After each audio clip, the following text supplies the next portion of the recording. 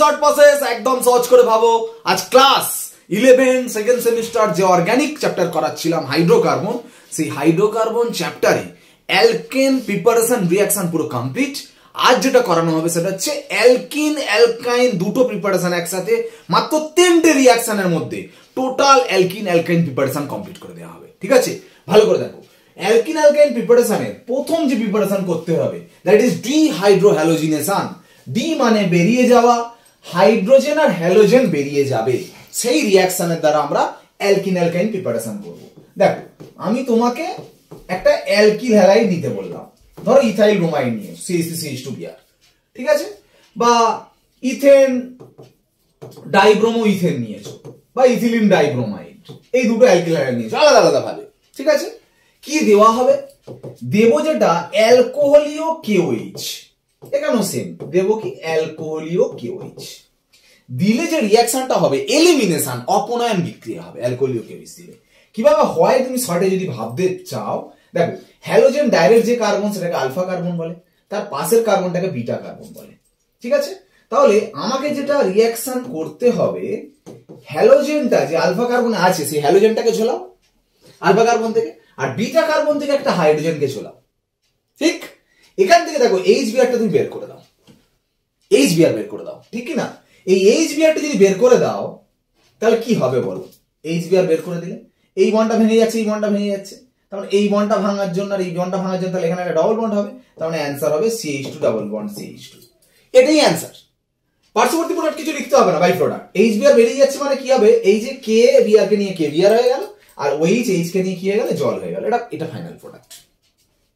এখানে same case, এখানে একটা হ্যালোজেন ছিল, এখানে কটা হ্যালোজেন বলতো? দুটো হ্যালোজেন। তাহলে বাবু এই হ্যালোজেন যে কার্বন আছে সেটা আলফা, পাশেরটা বিটা, আবার এই হ্যালোজেনের রেসপেক্টে এটা আলফা আবার এটা বিটা, তাহলে দুটো বিটা হয়ে যাচ্ছে। তো তাহলে এখানে কিভাবে করব দেখো, আমরা একটু কায়দা করে লিখবো, মানে দুটো বিআর কে দুটো অপোজিট দিকে লিখবো। এইখানে বিআর, এখানে বিআরটা অপোজিট দিকে লিখলাম। এখান থেকে একটা HBr বের করো, এখান থেকে একটা HBr বের করো, এখানে HBr বের করার জন্য এখানে একটা বন্ড, আবার HBr বের জন্য আবার একটা বন্ড, তার মানে হয়ে যাচ্ছে দেখো ট্রিপল বন্ড। তাহলে যে রিঅ্যাকশনে অ্যালকিন তৈরি হয় সেই রিঅ্যাকশনে অ্যালকাইন তৈরি হচ্ছে। শুধু মনে রাখো দুটো হ্যালোজেন থাকলে অ্যালকাইন, একটা হ্যালোজেন থাকলে অ্যালকিন তৈরি হচ্ছে। তবে একটা কথা এই প্রসঙ্গে মনে রাখা দরকার, যদি তোমাকে ধরো এরকম একটা কোশ্চেন দিল, ঠিক আছে, দিয়ে বললো অ্যালকোহলীয় KOH, কি হবে? দেখো হ্যালোজেন যে কার্বনের সঙ্গে জুড়ে আছে সেটা আলফা, পাশেরটা বিটা, এখানে পাশের মানে এদিকেও একটা পাশের বিটা হতে পারে, আর এই পাশে এটাও বিটা হতে পারে। তাহলে HBr যে বের করবে দুদিক দিয়ে বেরোতে পারে। তুমি যদি এখান থেকে H কে ঝোলাও, এই বিটা থেকে H কে ঝোলালে, এখান থেকে HBr বেরিয়ে গেলে, তাহলে এখানে ডবল বন্ড হবে, মানে প্রোডাক্ট হবে CH2 double bond CH2 CH3, হ্যাঁ কি না? আবার দেখো এই বিটা থেকে যদি হাইড্রোজেনকে নাও, HBr যদি এখান থেকে বেরিয়ে যায়, তাহলে এখানটা ডবল বন্ড হবে, তার মানে হবে CH3 CH double bond CH3, হ্যাঁ কি না? তাহলে বলো এই যে দুটো প্রোডাক্ট হলো, কে মেজর? এই দুটো যৌগের দেখবে রেজোন্যান্স হয় না, তার মানে ভাবতে হবে হাইপার কনজুগেশনের মাধ্যমে কে স্টেবল। ডাবল বন্ডের ক্ষেত্রে হাইপার কনজুগেশন যে হয়, ডাবল বন্ডের পাশের কার্বন আলফা কার্বন, হাইড্রোজেন কটা আছে? আলফা হাইড্রোজেন দুটো। এখানে ডাবল বন্ড মেন গ্রুপ, তার পাশের কার্বন আলফা কার্বন কোনটা? এটা আলফা। এখানে আলফা হাইড্রোজেন কটা আছে? তিনটে, ছটা আলফা হাইড্রোজেন। এখানে আলফা হাইড্রোজেন দেখো দুটো, তাহলে এর আলফা হাইড্রোজেন বেশি মানে এ বেশি, স্টেবিলিটি বেশি, মানে এটা মেজর মানে এটা বেশি পরিমাণে তৈরি হবে। বিউট টুইনটা, বিউট ওয়ানিনটা কম পরিমাণে তৈরি হবে, তার মানে এটা মেজর, এটা মাইনর। দ্যাট ইজ সেট জেম নিয়ম। সেম জিনিস ব্রোমিনের জায়গায় যদি ফ্লুরিন হয়, সেম এই দুটোই তৈরি হবে একইভাবে। যেমন এখানে HBr বেরোচ্ছে, সেখানে এই শেপ বেরোবে। শুধু মনে রাখবে মেজরটা মাইনর হয়ে যাবে, মাইনরটা মেজর হয়ে যাবে। এটা হফম্যান রুল, একটু মনে রাখবে। ফ্লুরিনের ক্ষেত্রে, ব্যাড লিভিং গ্রুপের ক্ষেত্রে এইরকম কেস হয়। ক্লোরিনের ক্ষেত্রেও কিন্তু ওরকম হবে না, যে কোনো হ্যালোজেনের ক্ষেত্রে সব একইভাবে হবে, শুধু ফ্লুরিনের ক্ষেত্রে আলাদা একটু হবে। ঠিক আছে, এইভাবে রিঅ্যাকশন গুলো হচ্ছে। তবে এই রিঅ্যাকশনে কিন্তু মনে রাখতে হবে তোমাদের একটা জিনিস, আমরা যা কিছু করছি দেখো এলিমিনেশন, অপনয়ন বিক্রিয়া হচ্ছে। কারণ এখান থেকে যে এটা তৈরি হয়েছে কিছু যুক্ত হয় না, দেখো সব বেরিয়ে গেছে, বা এখান থেকে এটা যা তৈরি হয়েছে দেখো সব বেরিয়ে গেছে। দেখবে আমরা একটা রিঅ্যাকশন করিয়েছিলাম আগের চ্যাপ্টারে, যদি অ্যালকোহলিক KOH এর বদলে তোমার অ্যাকুয়াস KOH দেয়, জলীয় KOH, তখন কিন্তু এলিমিনেশন রিঅ্যাকশন হবে না, তখন নিউক্লিওফিলিক সাবস্টিটিউশন রিঅ্যাকশন হবে। নিউক্লিওফিলিক সাবস্টিটিউশন রিঅ্যাকশন মানে এই ওইচ মাইনাসটা গিয়ে এই আলফা কার্বনে অ্যাটাক করবে আর এই বিআরটাকে বের করে দেবে, মানে প্রোডাক্ট হবে CH3CH2OH, অ্যালকোহল তৈরি হবে, তাই না? এটা কিন্তু মনে রাখবে নিউক্লিওফিলিক সাবস্টিটিউশন হবে যদি অ্যাকুয়াস কেউইচ দেয়। অ্যালকোহলিক কেউইচ কিন্তু যেমন এলিমিনেশন হচ্ছে, ডিহাইড্রোহ্যালোজিনেশন হচ্ছে তেমন হবে, ঠিক না? এই করলে নেক্সট যেটা রিঅ্যাকশন করতে হবে ডিহ্যালোজিনেশন। আগেরটা হচ্ছিল ডিহাইড্রোহ্যালোজিনেশন, মানে হাইড্রোজেন হ্যালোজেন বের হচ্ছে, এবারে শুধু হ্যালোজেন বেরোবে। শুধু হ্যালোজেন বের করার জন্য মনে রাখবে কম্পাউন্ডে যদি দুটো হ্যালোজেন থাকে অ্যালকিন হবে, আর চারটে হ্যালোজেন থাকলে অ্যালকাইন। আগেরটা দেখো কি ছিল বলতো, ডিহাইড্রোহ্যালোজিনেশনে একটা হ্যালোজেন থাকলে অ্যালকিন আর দুটো হ্যালোজেনে অ্যালকাইন। এখানে দুটো হ্যালোজেনে অ্যালকিন, চারটে হ্যালোজেনে অ্যালকাইন। দিতে হয় যেটা জিঙ্কের সাথে অ্যালকোহল দিতে হয়, দিলে ZnBr2 হয়ে বেরিয়ে যায়। ZnBr2 বেরিয়ে গেলে দেখো CH2 ডাবল বন্ড CH2 হবে, এখান থেকে Br দুটোকে নিয়ে নিচ্ছে। আর এখানেও সেম জিঙ্ক মিথানল দেবে, কিন্তু জিঙ্ক এখান থেকে ZnBr2 বের করে দেবে, আর এক মোল জিঙ্ক এখান থেকে ZnBr2 বের করে দেবে। তো এই বন্ড ভাঙার জন্য এখানে একটা বন্ড হবে, এই বন্ড ভাঙার জন্য এখানে আরেকটা বন্ড হবে, ওই জন্য অ্যালকাইন তৈরি হয়। বোঝা গেল ব্যাপারটা? এটা হচ্ছে তোমার ডিহ্যালোজিনেশন। লাস্ট রিঅ্যাকশন যেটা করলে অ্যালকিন অ্যালকাইন প্রিপারেশন পুরো কমপ্লিট, যেটা হচ্ছে ডিহাইড্রেশন, নিরুদন। হাইড্রেশন মানে জল যুক্ত হওয়া, ডিহাইড্রেশন মানে জল বেরিয়ে যাবে।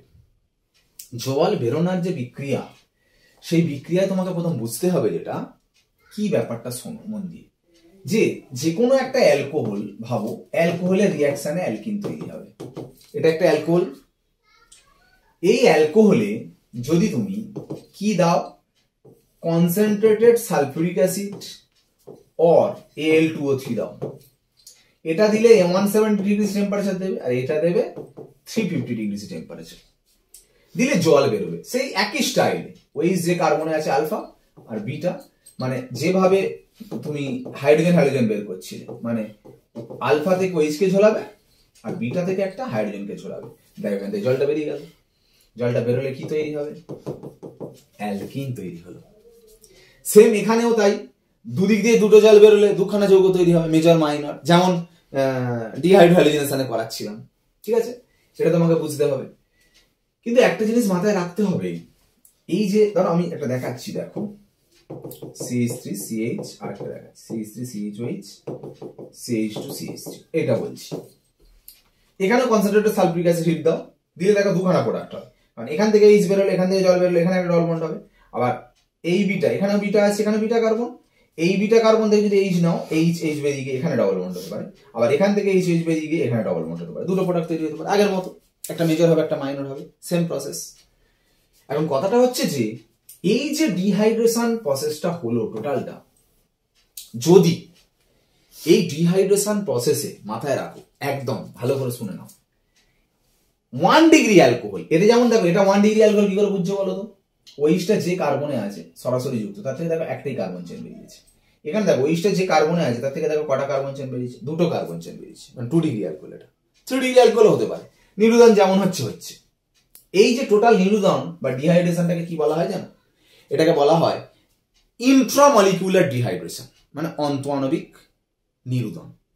এবার যদি 1 ডিগ্রি অ্যালকোহল, ভালো করে শোনো, অন্য অ্যালকোহল কিন্তু হবে না, 2 ডিগ্রি 3 ডিগ্রি ক্ষেত্রে হবে না, 2 ডিগ্রি 3 ডিগ্রি সবসময় এই নিরুদনই হয়। শুধু 1 ডিগ্রি অ্যালকোহলের ক্ষেত্রে যদি টেম্পারেচার একটু কম হয়, মানে 170 জায়গায় 140 ডিগ্রি নেওয়া হয়, আর অ্যালকোহলটা যদি এক্সেস পরিমাণে নেওয়া হয়, তখন কিন্তু ডিহাইড্রেশনটা অন্য টাইপের ডিহাইড্রেশন হয়, দ্যাট ইজ ইন্টারমলিকুলার ডিহাইড্রেশন, আন্তঃআণবিক নিরুদন। যেমন এটা নিয়ে আমি দেখাচ্ছি, সেম এটা নিয়েছো, পরীক্ষায় বলেছে এটা এক্সেস, অতিরিক্ত, আর 170 ডিগ্রি না করে এখানে 140 ডিগ্রি করেছে, আর এখানে 350টা বাদ দিয়ে বলেছে ধরো 250 ডিগ্রি, টেম্পারেচার গুলো কমিয়ে দিয়েছে, ঠিক আছে? এটাও 1 ডিগ্রি অ্যালকোহল।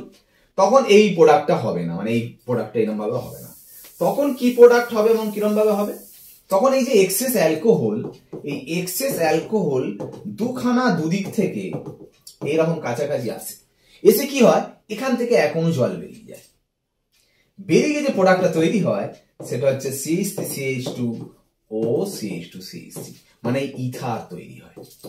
এটা তোমাকে বুঝতে হবে শুধুমাত্র 1 ডিগ্রি অ্যালকোহলের ক্ষেত্রে। কিন্তু 2 ডিগ্রি 3 ডিগ্রির ক্ষেত্রে যাই টেম্পারেচার দিক না কেন, ওই আগের নিরুদনটাই হবে। ঠিক এই কটা রিয়াকশন করলে কিন্তু অ্যালকিন অ্যালকেন প্রিপারেশন পুরো কমপ্লিট হয়ে গেল, তাই না? আমরা পরের দিনে ক্লাসে ফিরছি, একদম চ্যানেলে ফোকাস রাখো, ভালো করে করো, হাইড্রোকার্বন একদম জলের মতো করে ফেলতে হবে অর্গানিক চ্যাপ্টার, ঠিক আছে? কটা দিন মাত্র এক্সামের বাকি। অ্যালকিন অ্যালকাইন রিঅ্যাকশন নিয়ে পরের ভিডিওতে ফিরছি। আজ ক্লাস এখানে শেষ করলাম। ওকে, বাই।